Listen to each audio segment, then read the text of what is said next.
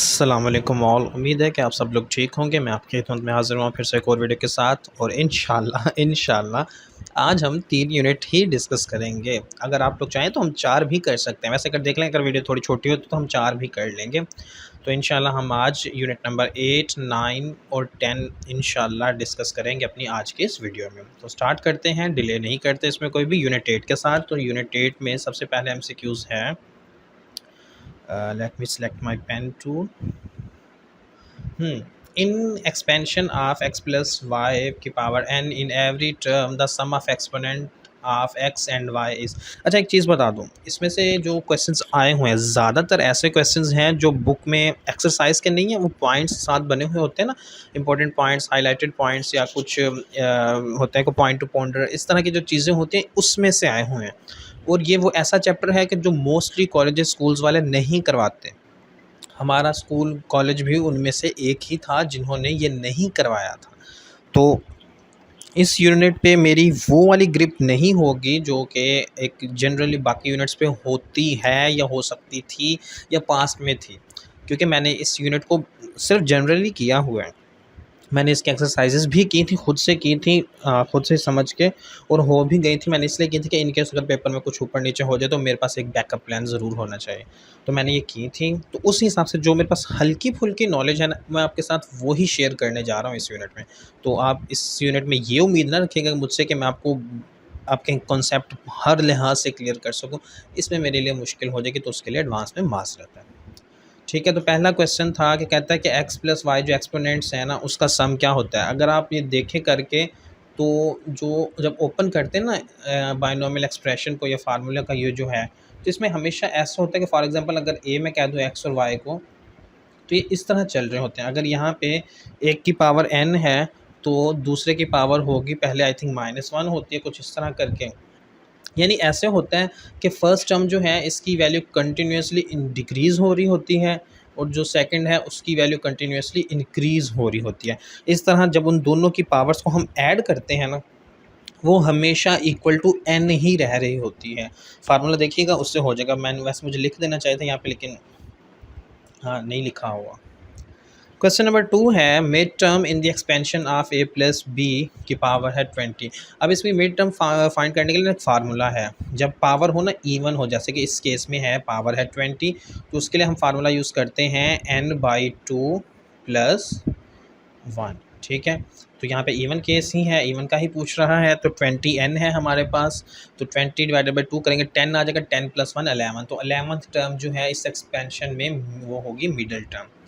x plus 1 plus x की power n is valid van.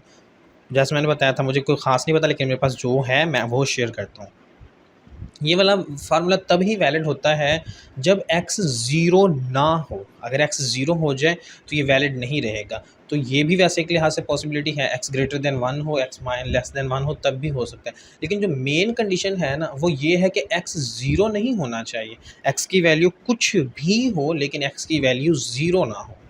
Question 4 है, binomial theorem is used to sum up the following series. Convergent series को sum up करने के लिए use होता है। अच्छा जी, सेम तरह का ही मिलता जुलता है, लेकिन थोड़ा सा डिफरेंट है, तो कंफ्यूज नहीं होना इसमें। Binomial series conveniently used for summation of. अब उसने यहाँ पे कन्वर्जेंट तो नहीं दिया हुआ, उसकी जगह पे उसने ऑप्शन जो चेंज करके दे दिए हैं ना, इस दफ़ा दे दिया है फाइनाइट, इनफाइनाइट एंड डाइवर्जेंट और नन ऑफ दिस। तो उसने यहाँ पे जो है कन्वर्जेंट को इनफाइनाइट के तौर पे दिया हुआ है, तो यहाँ पे इनफाइनाइट सीरीज़ के लिए हम ये यूज़ करते हैं binomial expression. In the binomial expansion, coefficient of the terms equidistant from the beginning and end of expansion are same. Using binomial theorem find करनी है वैल्यू 2.02 की अप्रोक्सीमेट वैल्यू। अच्छा, ये इस तरह के क्वेश्चन जो है ना, क्योंकि अब हम कर रहे हैं MCQs के हवाले से, तो हमें ये सोल्व तो करना नहीं है, हमारा टाइम वेस्ट करने का वो काम ही नहीं बनता। ठीक है, तो आपने ये माइंड गेम है सारी। यहाँ पे मैं बताता हूँ कैसे है। मैं 0.2 को समझ लें, मैं अभी इग्नोर कर रहा हूँ फॉर द टाइम बिंग, मेरे पास ये है ही नहीं। 2 की पावर 4 मुझे पता है 16 होता है। ठीक है, तो मेरे पास जो भी आंसर आएगा ना, जो भी आंसर आएगा वो 16 होगा या 16 से ऊपर होगा, ठीक है। अगर मैं 0.2 को कंसिडर कर रहा हूँ तो ऊपर होगा, अदरवाइज़ 2 की पावर सिंपली 4 करें तो 16 ही होता है। तो इससे मुझे पता चलता है सी और डी ऑप्शन किसी भी लिहाज से हो ही नहीं सकते। लेकिन जब आप इसके अप्रॉक्सीमेट करेंगे ना अप टू 2 डेसिमल प्लेसेस, तो इसका आंसर ये बी बन जाएगा, क्योंकि ए ऑप्शन नेगेटिव है, तो यहाँ पे नेगेटिव भी नहीं बनेगा। इससे आप इस तरह कर सकते हैं 2 प्लस 0.2 करके पॉइंट लगेगा, ये माइनस शो हो रहा है ना, जो ये पॉइंट है माइनस नहीं है, ठीक है। तो यहाँ पे 4 इस फार्मूले को जब ओपन करेंगे ना तो यही आएगा, लेकिन मैं कह रहा हूँ ओपन नहीं करना, बस देख के आपको अंदाज़ा हो जाता है, तो आप डायरेक्टली कर सकते हैं ऐसे क्वेश्चंस को। क्वेश्चन 8 है, if the coefficient of x in the expansion 1 minus 2x की power n where x is positive is -8 then coefficient. ये मुझे खुद क्वेश्चन की ना थोड़ी समझ ही नहीं आई, मे भी कुछ मेन कीवर्ड्स हो सकता है मिसप्रिंट हो गए हों, मैंने लिखे ना हो तो इस वजह से नहीं, लेकिन इस वक्त मेरी जो की में आंसर है मैं वो शेयर कर सकता हूँ, वो +24 है। मुझे क्वेश्चन का कोई अंदाज़ा नहीं है कि क्वेश्चन है क्या। क्वेश्चन 9 है, the eighth term of expression 2x square plus 1/2x square की पावर है 12। एट्थ टर्म पूछ रहा है इसकी। अच्छा, ऐसे को याद करने के लिए, ऐसे क्वेश्चंस को सॉल्व करने के लिए, पूरा सॉल्व करने के बजाय आपको ये मैंने एक जनरल फार्मूला बना दिया है। हमने यहाँ पे एट्थ टर्म यूज़ करनी है, ये वैसे जनरल फार्मूला है। अब एट्थ टर्म आपने यूज़ करनी हो, फाइंड करनी होगी ना, तो r को हम 7 पुट करेंगे, क्योंकि r + 7 + 1 जो है फिर वो 8 ही हो जाएगा, तो ये टर्म आ जाएगी हमारे पास 8। अब आगे है फार्मूले में जो जो चीज़ें गिवन है, n हमारे पास यहाँ पे दिया हुआ है वो है 12, ठीक है। a और b जो है यहाँ पे फर्स्ट टर्म जो है वो a है, सेकंड टर्म जो है वो b है, तो यहाँ से a भी है, b भी है, आपके पास n भी है और r भी है। तो इससे सिर्फ सिंप्लीफाई करेंगे आपके पास आंसर आ जाएगा 198 डिवाइडेड बाई x की पावर 4 है, तो ऑप्शन यहाँ पे है a, ठीक है। ये डायरेक्ट फार्मूला डायरेक्ट है एक फार्मूला, जिसकी मदद से आप डायरेक्टली वैल्यू फाइंड कर सकते हैं। अदरवाइज़ आप पूरा ओपन करके करें तब भी हो जाएगा, लेकिन सिर्फ और सिर्फ मसला ये होगा कि टाइम ज़्यादा लगेगा। तो मैं यही कहूँगा कि इसे याद कर लें ताकि कन्वीनियंटली आपका काम हो सके। यूजिंग बायोनोमियल थ्योरम अप्रॉक्सीमेट करें 5 स्क्वायर रूट की बजाय पावर 5 दी हुई है इस दफ़ा और 40 है। अब इसको भी सॉल्व करने के लिए एक टेक्निक हो सकती है, आपको मैं बताता हूँ कैसे। 40 का स्क्वायर रूट लेना है हमने, ठीक है, यानी कि 40 जो है इसकी पावर हो गई 1/5। ये इसलिए मैं कह रहा हूँ ऐसी चीज़ें, क्योंकि कैलकुलेटर अलाउ नहीं होता है ये कैट में, तो आपको ऐसे शॉर्टकट्स या इनडायरेक्ट वेज पता होने चाहिए जिससे आपका आंसर नियरेस्ट पॉसिबली निकल सके। अब आपको पता है कि 2 की पावर जो 5 है ना वो होता है 32, ठीक है। अब हमें तो करना है अप्रॉक्सीमेशन 40 के लिए, तो उसी हिसाब से देखा जाए पावर है इस केस में 5, यानी कि अगर मैं कह दूं आगे वाले इसकी कोई भी टर्म हो, यानी 0.1 है या 0.5 है या 0.4 है, क्वेश्चन के हिसाब से मैं कह रहा हूँ। अच्छा, क्वेश्चन के हिसाब से देखें तो 2 तो हो ही नहीं सकता आंसर। ऑप्शन बच गया 2.5, 2.1, 2.2 और 2.4, ठीक है। तो जब 32 जो है ना 40 के बिल्कुल नज़दीक पड़ रहा है, 2 की पावर 5 के साथ हमारा 32 बन जाता है, तो हमारा अप्रॉक्सीमेट होगा, यानी कि उससे ये पता चलता है कि जो भी आंसर हो सकता है वो या तो हो सकता है 2.1 या 2.4 हो सकता है, 2.5 भी हो सकता है, लेकिन ज़्यादा चांसेस नहीं है। लेकिन मैं सबसे पहले प्रेफर कैसे करूँगा, छोटी टर्म को करने की कोशिश करूँगा। तो मैं 2.1 जो है इससे मल्टीप्लाई करूँगा, तो मैं इसे डायरेक्टली मल्टीप्लाई करने की बजाय अप्रॉक्सीमेशन होगी। यहाँ पे फिर से बता दूँ, जवाब डायरेक्ट 100% कंप्लीट नहीं आएगा। 21 को मैंने 5 से मल्टीप्लाई नहीं करेंगे, 21 multiply by 21 multiply by 21 multiply by 21 multiply by 21 इस तरह करेंगे, ठीक है। 5 टाइम्स मल्टीप्लाई कर देंगे 21 को, एक ही बात है वैसे। अच्छा जी, 5 से नहीं करेंगे, 21 मल्टीप्लाई बाय 21 करते जाएंगे इस तरह। तो ये 21 को 21 से मल्टीप्लाई करें, अगर आपको स्केयर आता है तो आई थिंक 441 आता है और 441 आता है, ठीक है। और आगे कुछ और आएगा, एक 21 से मल्टीप्लाई करेंगे, तो इसे हमने डिवाइड कर देना है फिर 5 ज़ीरोज़ के साथ। मैंने पॉइंट ख़त्म किया हुआ है यहाँ पे, ठीक है ना, ये चीज़ भी दिमाग में रखिएगा। तो यहाँ से मुझे अंदाज़ा हो रहा है कि ये जो मेरी वैल्यू बन रही है 2.1 के ऊपर, सिर्फ 2.1 के ऊपर, तो 44 के नज़दीक तक बन रही है इस वक्त। तो इसका मतलब ये है कि मेरा अप्रॉक्सीमेट जो आंसर आएगा वो 2.1 ही होगा। काफ़ी लेंथी हो गया, ये मुझे लगता है शायद मैंने ज़्यादा ही कॉम्प्लिकेटेड कर दिया आप लोगों के लिए, लेकिन ये इतना कॉम्प्लिकेटेड नहीं है, सिंपल है चीज़ें, अप्रॉक्सीमेशन लगेगी। बस अब डिपेंड करता है कि आप लोगों की ना कैलकुलेशन स्किल्स कितनी अच्छी हैं। अल्हम्दुलिल्लाह मेरी बहुत अच्छी थी अपने टाइम में, और मैं देख के आंसर्स बता सकता था क्वेश्चंस के। इस तरह का मतलब एक प्रैक्टिस कर के ना आपका एक इस तरह का ऑरा बन जाता है कि हम क्वेश्चन देख के बता सकते हैं, प्रिडिक्ट कर सकते हैं कि इसका आंसर ये हो सकता है। ठीक है, तो ये हमारा था चैप्टर नंबर 8। अब हम चलते हैं चैप्टर नंबर 9 पे, यूनिट 9 पे। यूनिट 9 में फर्स्ट क्वेश्चन है, if sine of angle is 3 times of cosine then angle is. अब कह रहा है कि साइन ऑफ एंगल है, यानी कि साइन थीटा जो है वो किसके इक्वल है, कोसाइन का 3 टाइम्स और स्क्वायर रूट 3 टाइम्स। ठीक है, तो वो देखें मैंने सामने लिखा हुआ है यहाँ पे sine theta equal to this. अब हमें पता है कि हमें चाहिए थीटा, जो कि उसने यहाँ पे पूछा है एंगल क्या है, एंगल बताएं हमें। तो मैं इस कॉस थीटा को ले जाऊँगा इस साइड पे, ये बन जाएगा sine theta by cos theta, या सिंपली एस ओवर सी लिख देते हैं, टाइम बचाएं थोड़ा। तो ये पता है हमें टेन के इक्वल होता है, तो टेन थीटा आ जाएगा हमारे पास के रूट 3 के। तो अब हमें पता है कि थीटा की वैल्यू जब 60 हो तो वो इक्वल टू होता है टेन में स्क्वायर रूट 3 के। तो हमारे पास एंगल आ गया है 60 डिग्री। क्वेश्चन 2 है साइन 180 डिग्री प्लस थीटा। तो हमें पता है कि जो साइन है वो फर्स्ट क्वाड्रेंट में पॉजिटिव होता है, सेकंड क्वाड्रेंट में भी पॉजिटिव होता है, लेकिन थर्ड क्वाड्रेंट में नेगेटिव होता है। तो यहाँ पे 180 प्लस एंगल बता रहा है, तो इसका मतलब जो भी एंगल होगा वो थर्ड क्वाड्रेंट में उसे लेके जा रहा होगा, तो माइनस साइन थीटा बन जाएगा वो। अगर एंगल 90 डिग्री या 270 डिग्री हो तो साइन कॉस में चेंज हो जाता है, ये भी आप लोगों को वैसे पता ही होगा। If sine theta less than 0 and cos theta greater than 0, then in which quadrant terminal sides of the angle lies. अब साइन थीटा लेस देन 0 का मतलब है कि साइन नेगेटिव है, और कॉस थीटा ग्रेटर देन 0 का मतलब है कि कॉस पॉजिटिव है। तो हमें पता है कि कॉस पॉजिटिव होता है फोर्थ क्वाड्रेंट में, थर्ड क्वाड्रेंट में टेन और कॉट पॉजिटिव होते हैं, फोर्थ क्वाड्रेंट में कॉस थीटा जो है, या कॉस में सिंपली कहें तो कॉस होता है पॉजिटिव और साइन होता है नेगेटिव। तो ये हमारे पास जो क्वाड्रेंट बन जाएगा वो फोर्थ क्वाड्रेंट है। क्वेश्चन 4 है the circular measure of the angle between the hands of a clock 4 o'clock। ये बुक का ही क्वेश्चन है, आई थिंक, मुझे याद नहीं है एग्जैक्टली, लेकिन ये बुक में ही है। तो 120 डिग्री आंसर आता है, लेकिन उसने यहाँ पे रेडियन फॉर्म में दिया हुआ है, तो आप इसे चेंज कर लेंगे। तो चेंज करके हम देखें तो हमारे पास आंसर आ जाएगा 2π/3, जो कि इक्वल टू होता है 120 डिग्री के।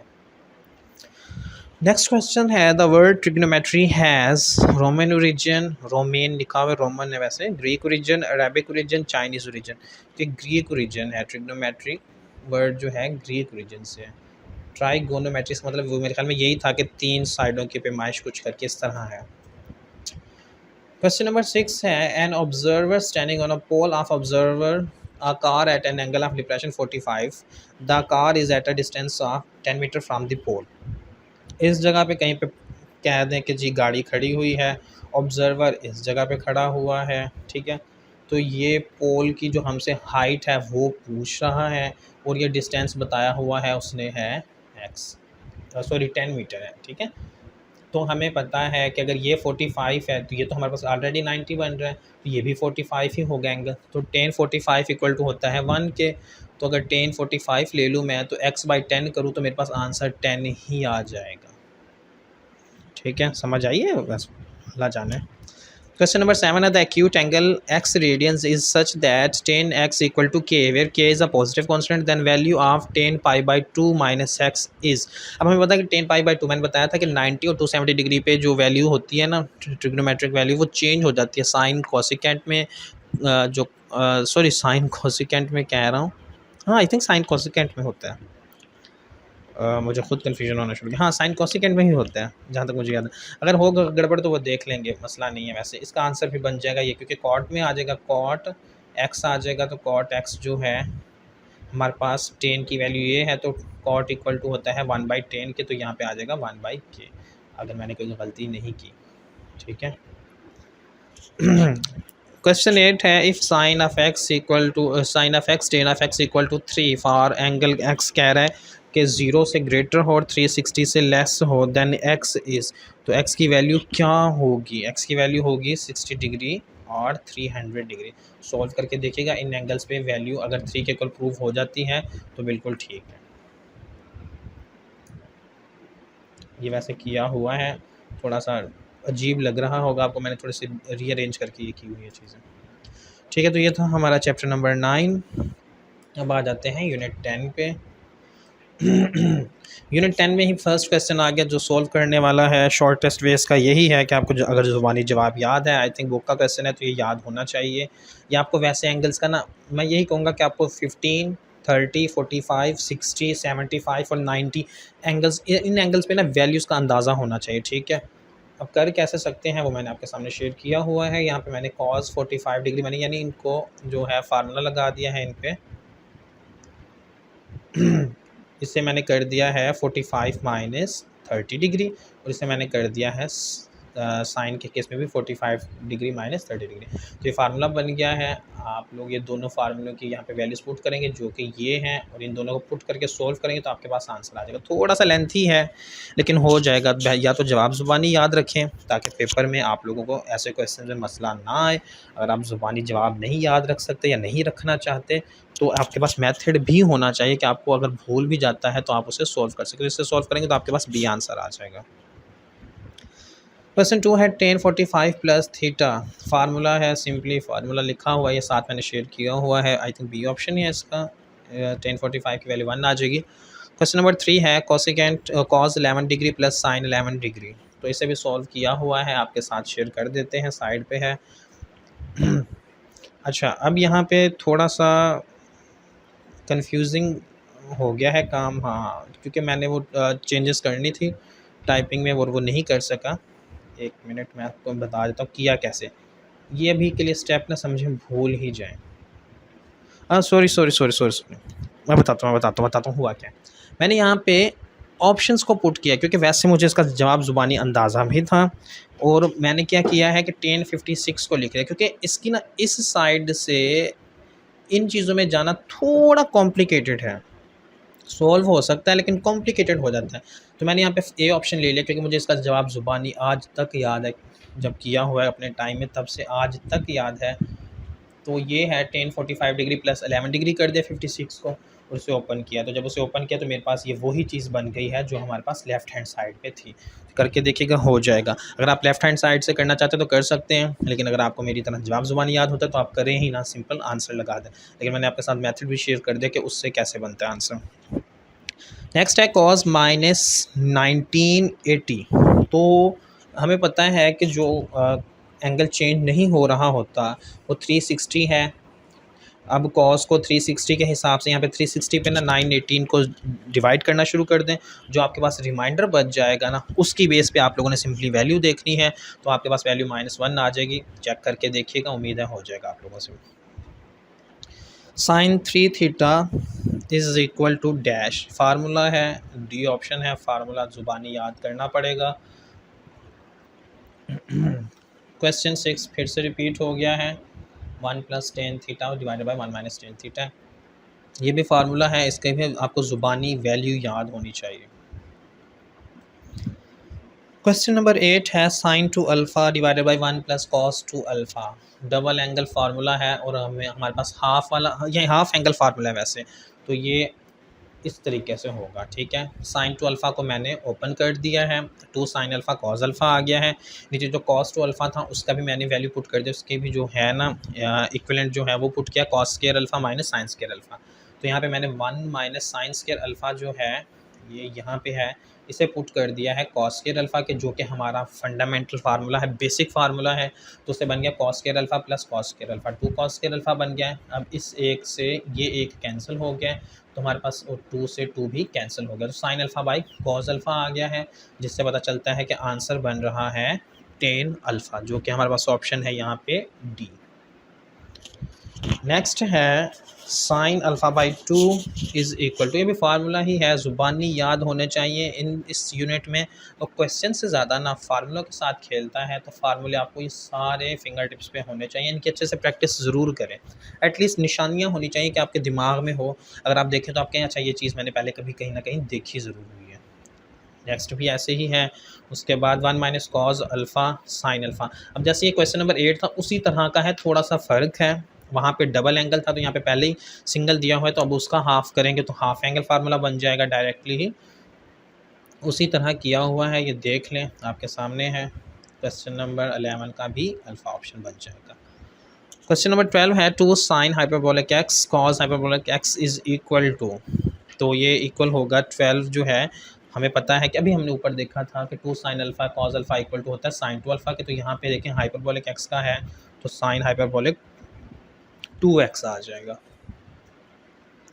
क्वेश्चन नंबर 13 टेन 3 थीटा का फार्मूला उसने पूछ लिया है, तो इसका करेक्ट ऑप्शन जो है वो है ए ऑप्शन।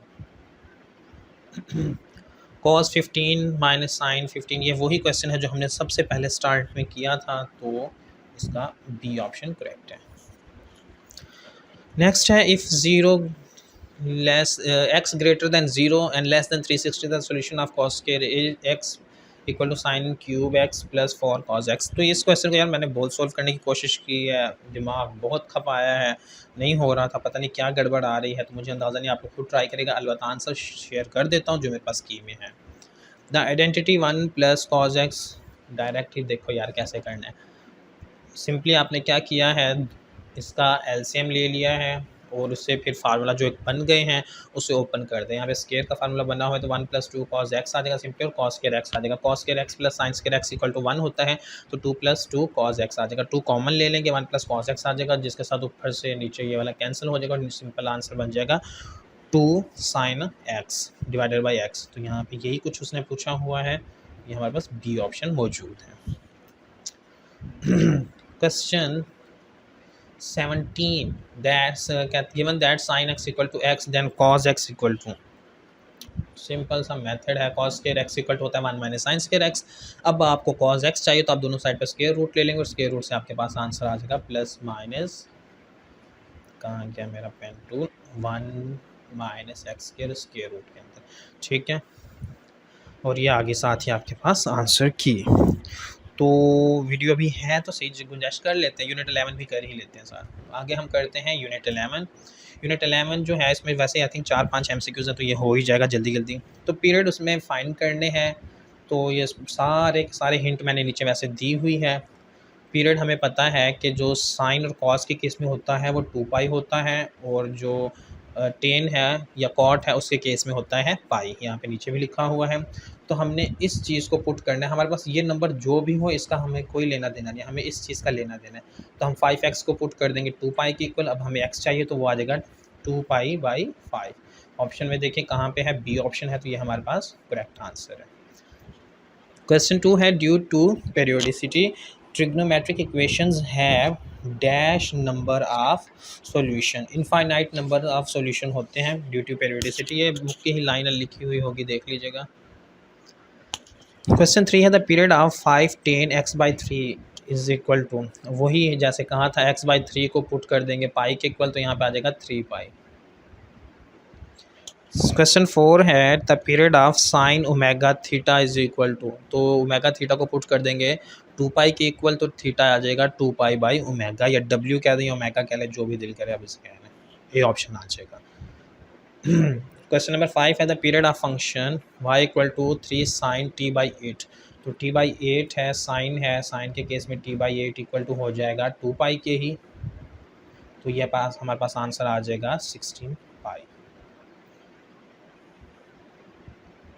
बस इतना ही था 11 यूनिट, इसलिए मैंने कर लिया कि थोड़ा छोटा था, तो इंशाल्लाह अब हम कल करेंगे 12 13 और 14, और उसके साथ ही हमारी जो मैथ है यूनिट 1 पार्ट 1 की जो मैथ है वो कवर हो जाएगी, और उसके बाद हम पार्ट 2 पे चलेंगे, जिसके साथ ही पार्ट 2 कंप्लीट होने के बाद ऑफिशियली हमारे पास पेपर्स डिस्कशन कंप्लीट हो जाएगी हर लिहाज से, और फिर हम स्टार्ट करेंगे अपनी थोड़ी ट्रिक्स की तरफ आ जाएंगे कि मैथ को क्वेश्चन को सॉल्व करने के लिए ट्रिक्स, और कुछ केमिस्ट्री की भी ट्रिक्स मेरे पास हैं, तो वो भी मैं आप लोगों के साथ शेयर कर दूंगा। उसके अलावा जो है फार्मूला शीट मैथ की जो मैंने बना के रखी हुई है, जिसमें तकरीबन सारे फार्मूलाज कुछ पेजेस पे ही लिखे हुए हैं, तो वो भी शेयर कर दूंगा। और इसी तरह फिज़िक्स के भी कुछ चीज़ें हैं वो भी मैं शेयर करूँगा, वो हम इंशाल्लाह साथ साथ करते रहेंगे। लेकिन अब हमारा पास paper discussion Aahista Aahista and पे आ रही है, 1 हफ्ते के अंदर अंदर इंशाल्लाह ईद से पहले पहले हमारा ये काम खत्म हो जाएगा। उम्मीद करता हूँ कि बाकी वीडियोस की तरह ये वीडियो भी आप लोगों को अच्छी लगी होगी। अगर ये वीडियो अच्छी लगी है तो इस वीडियो को लाइक करें और अपने दोस्तों के साथ शेयर करें, और चैनल को सब्सक्राइब कर लें और बेल आइकन प्रेस करें, ताकि फ्यूचर में आने वाली हर वीडियो का आपको नोटिफिकेशन मिलता रहे। Thank you so much and अल्लाह हाफिज़।